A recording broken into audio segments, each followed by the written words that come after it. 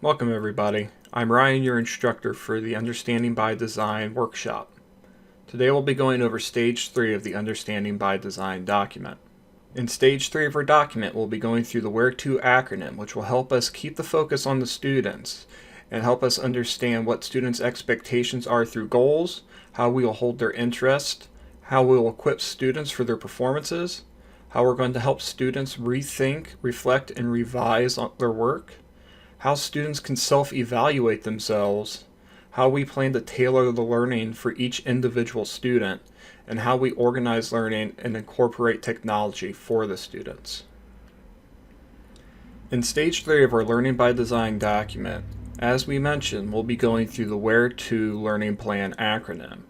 Each section of this acronym allows us to focus as educators on how we are planning to get students engaged in the lesson while also reflecting on technology and resources being used, individual student needs, and understanding how we're going to have students do self-reflections and be part of the learning experience themselves.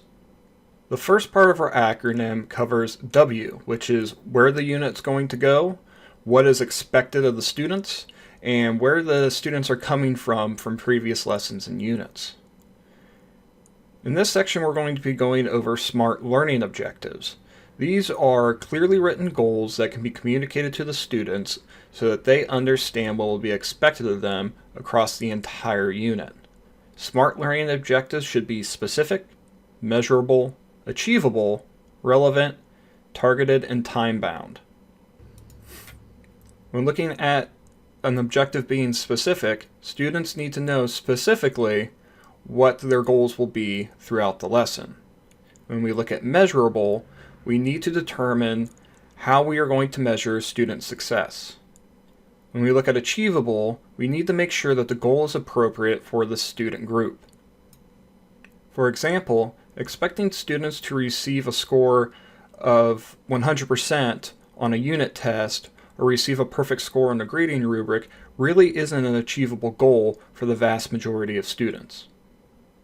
The SMART objectives should also be relevant, as in they need to be tied to your specific lesson. If you're teaching a lesson about the Civil War, it may not make a whole lot of sense to create a lesson specifically about World War II. And then objectives should also be targeted and time-bound. There needs to be a set time in which students should accomplish their goals.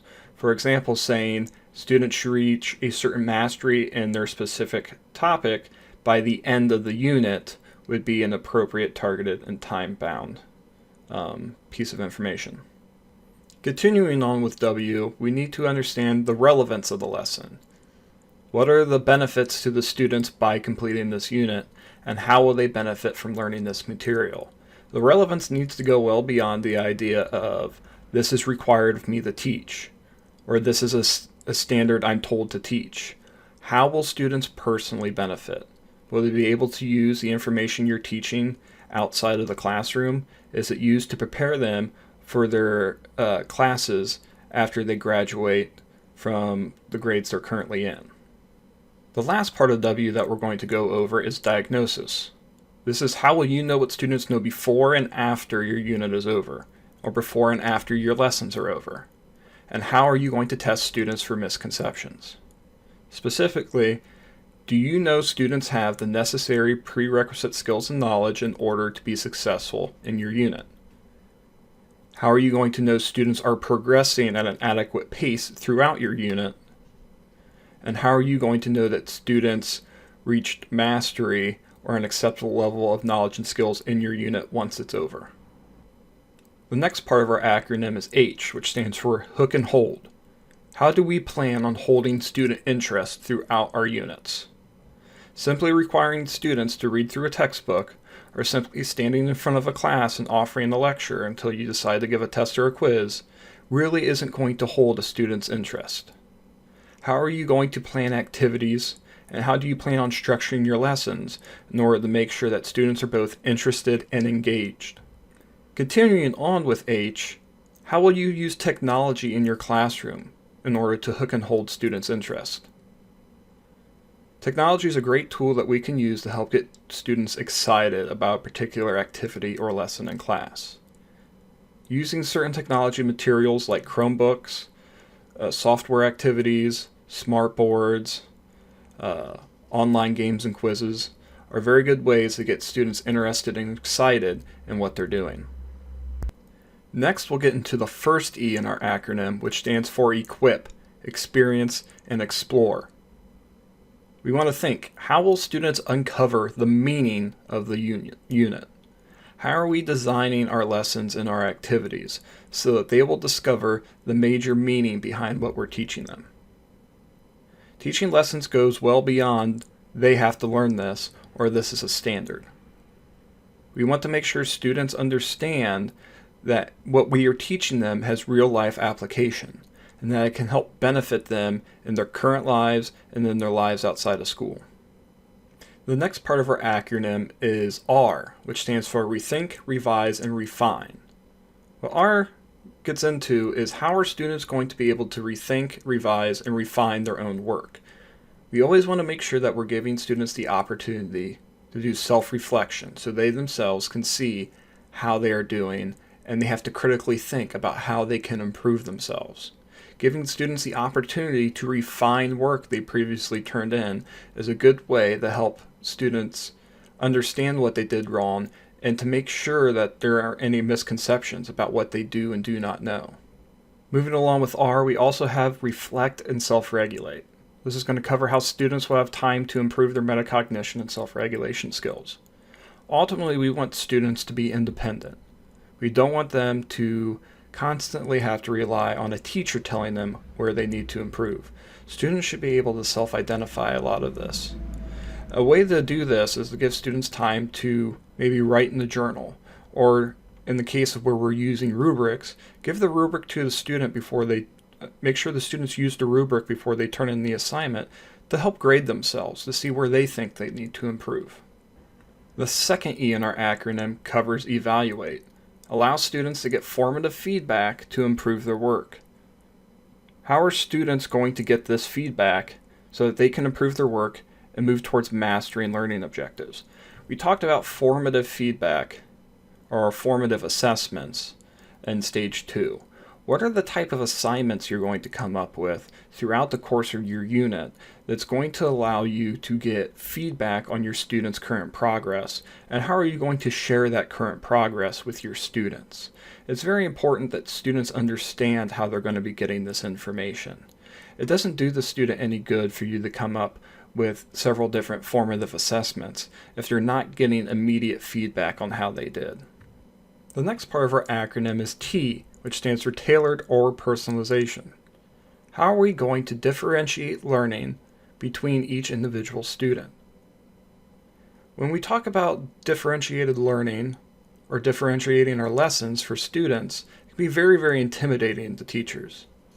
It looks very time-consuming on the surface, but in reality, if you break it down into several areas, the additional work you put in can have a huge benefit to your entire student population. For example, when we talk about differentiation, we want to be talking about things like different student levels, different ways students can show mastery of content, different learning environments, and taking students' individual needs into account and their personal goals. When we design units and lessons, it would be a good idea to identify sections of your student population that you would be considered maybe low achieving, average or middle, and then high achieving students. And then create activities and projects around those different student groups. With high achieving students, they might already be near mastery of the content you plan on teaching.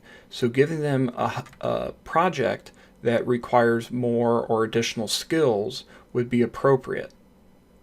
Whereas a student population that might be considered low achieving, you might modify the content so that while they are showing mastery in the same standards as the other students, they might be required to complete less complicated work in order to show that mastery. Additionally, we want to make sure that we're taking any student accommodations into account. especially in the K through 12 world. When dealing with student accommodations, we want to make sure that they're being offered on a consistent basis. So how are we designing our units around those different accommodations? Giving accommodations to students who might be English language learners or might have some sort of physical disability could be the difference between them mastering the content you plan on teaching and them being completely lost by the end of the lesson. The last part of our acronym is O, which stands for Organized Using Technology. We first want to look at how we're organizing our lessons with learner-centered strategies using technology. Is the technology we're using in our class used to help improve the student learning environment, to help keep student attention, and to help lead them towards accomplishing their goals in our class? We want to make sure that any technology that we use or any other learning strategies that we use are student focused. Just because there's a strategy that might make it something easier for the teacher does not necessarily mean it's going to make things easier on the student. The next is organized to be authentic. Essentially, how are we allowing students to use technology in our classroom that they would use in the real world? When we talk about using technology, it again should not just be a tool that makes the teacher's life easier. It should be used as a tool that helps prepare for students for life after school. Are we allowing students to create virtual products such as Word documents and reports and presentations and Excel sheets and all these different tools that they'll likely have to use in life after school depending on their career choice?